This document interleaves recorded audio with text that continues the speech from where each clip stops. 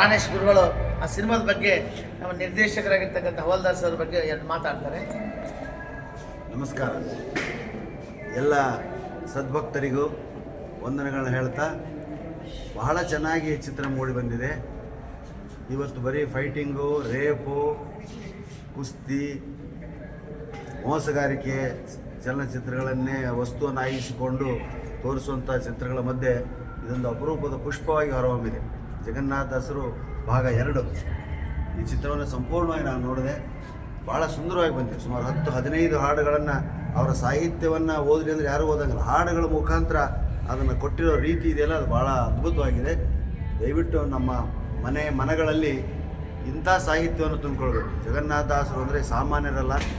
ನಮ್ಮದೊಂದು ಸಂತೋಷ ಏನು ಅಂದರೆ, ಈ ಮಹಾನುಭಾವರೆಲ್ಲ ಓಡಾಡೋ ಸ್ಥಳ ನಮ್ಮ ಗಂಗಾವತಿ, ಆನೆಗುಂದಿ, ವೆಂಕಟಗಿರಿ, ಹೀಗೆ ಮಾನ್ವಿ ಸುತ್ತಮುತ್ತಲ ಅಂಥ ಪರಿಸರದಲ್ಲಿದ್ದೇ ಇಂಥ ಮಹಾತ್ಮರ ಬಗ್ಗೆ ನಮಗೆ ಗೊತ್ತಿಲ್ಲ. ಯಾಕಂದರೆ ಓದುವಂಥ ಹವ್ಯಾಸ ಇವತ್ತಿನ ಯುವಜನತೆಯಲ್ಲಿ ಹೋಗ್ಬಿಟ್ಟಿದೆ. ಇದನ್ನು ಚಿತ್ರದ ಮೂಲಕ ತೋರಿಸಿರ್ತಕ್ಕಂಥ ಸ್ನೇಹಿತ ಮಧುಸೂದನ್ ಹವಾಲ್ದಾರ್ ಅವರು ಭಾಳ ಶ್ರೇಷ್ಠವಾದಂಥ ಕೆಲಸವನ್ನು ಮಾಡಿದ್ದಾರೆ. ಯುವ ಪ್ರತಿಭೆಗಳು ಈ ಕಾರ್ಯಕ್ರಮವನ್ನು ನೋಡಬೇಕು, ಈ ಸಿನಿಮಾವನ್ನು ನೋಡಬೇಕು, ಪ್ರಚಾರ ಮಾಡಬೇಕು. ಅದು ಕೇವಲ ಇದು ಒಂದು ದಾಸರ ಕಥೆಯಾಗಿ ಹೊರಹೊಮ್ಮಿಲ್ಲ. ಅವರು ಹೇಳಿರ್ತಕ್ಕಂಥ ಸಾಹಿತ್ಯ ಇವತ್ತಿನ ಯುಗಮಾನಕ್ಕೂ ಇವತ್ತಿನ ಕಾಲಕ್ಕೂ ಅನ್ವಯಿಸುವಂಥ ಸಾಹಿತ್ಯ.